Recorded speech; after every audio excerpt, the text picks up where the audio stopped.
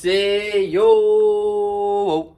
Welcome to the BBW show, you feel me? We talk battle rap, basketball, and wrestling on a daily basis. Please subscribe to the channel if you haven't. The topic for today is AEW Collision. Yes. It is officially official. AEW is getting their second show. Well, technically their third show on TNT. It's going to be called AEW Collision, debuting June 17th from Chicago at 8 p.m.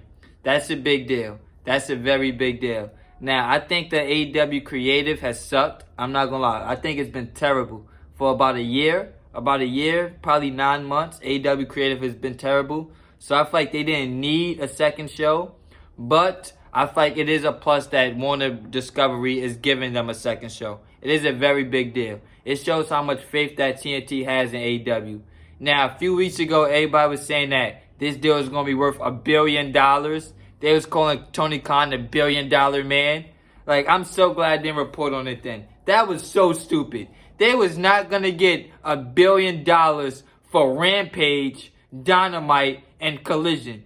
TNT was not doing that, bro. They was not nearly doing that. I don't give a shit what anybody thought. That was never happening. Never, ever happening. Ever happening. You feel me?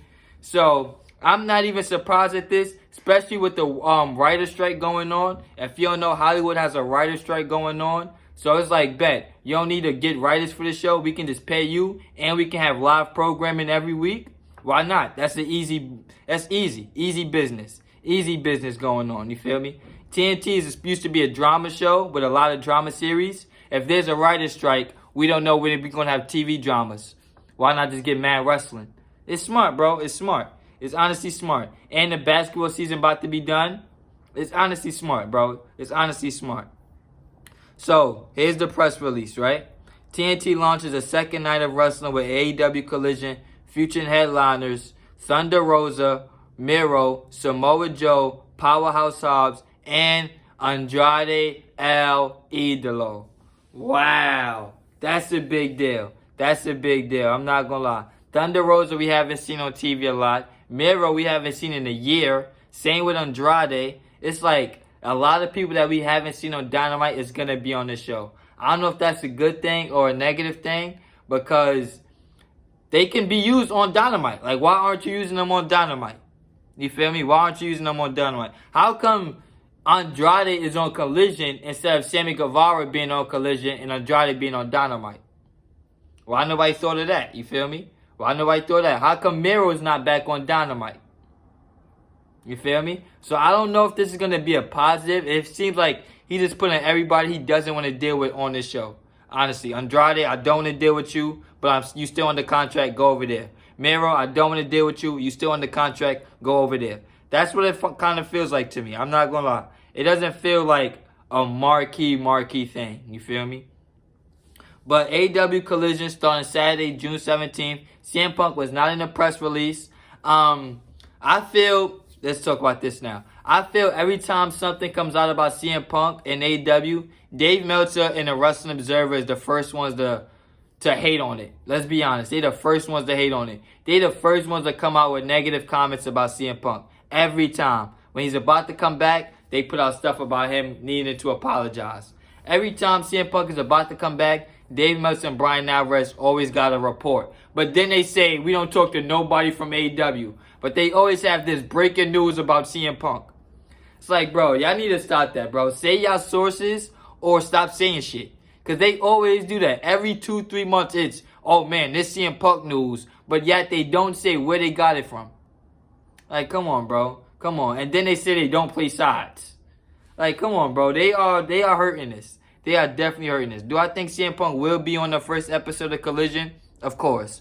Of course I think that. I think if CM Punk is not on this show, what's stopping this from being Rampage 2? If CM Punk is not on this show, what is stopping this from being Rampage 2? Nothing whatsoever. Nothing. Because it's an hour longer? Like, what is stopping this? You feel me? I don't get it, bro. I hope it's a good show, but I don't know. Tony Khan is not a good booker already with Dynamite. Rampage completely sucks. I don't watch Ring of Honor to comment on it, so I don't know. But if Tony Khan's going to be booking Dynamite, Rampage, and Collision, It's gonna be a terrible show. It's gonna be a terrible show. If it just have a bunch of New Japan guys showing up whenever, no storylines, it's gonna be a terrible show. It's gonna be a terrible show. Now, on the thumbnail, they have Samoa Joe, Thunder Rosa, Hobbs, MJF, Orange Cassidy, Andrade, FTR, the House of Black, and Miro. That's not that deep of a roster. That's not that deep of a roster. So I can see them adding possibly Cage, Keith Lee, Swerve. I can see them adding people like that. If there's a 2-hour show, though, there needs to be definitive rosters. There needs to be something that separates this from Dynamite. There needs to be. So different commentators, different ring announcers, different look, different format. Everything needs to be different from this to Dynamite for it to succeed. Respectfully. Say what you want about Raw and SmackDown. They've been around for 20 years. Raw and SmackDown has been around for what, 25 years? Going on coincide with each other? You feel me? WWE's done brand splits, ended brand splits, because it's not that easy, bro. It is not that easy to run 2 different shows. It is not. It's not easy. It's not. So we've seen WWE end their brand splits just so they can have everybody on the same show. And then they feel like, all right, our rosters are deep enough, let's split them away. AEW roster is deep enough to split it away, but the shows is not good for it to be this own separate entity. That's just my opinion. Let me know what you think in the comment section. Like, comment, share, subscribe. Follow me on Instagram at HRW_podcast. Follow me on Twitter at Hoops Wrestling. I'll be back with more.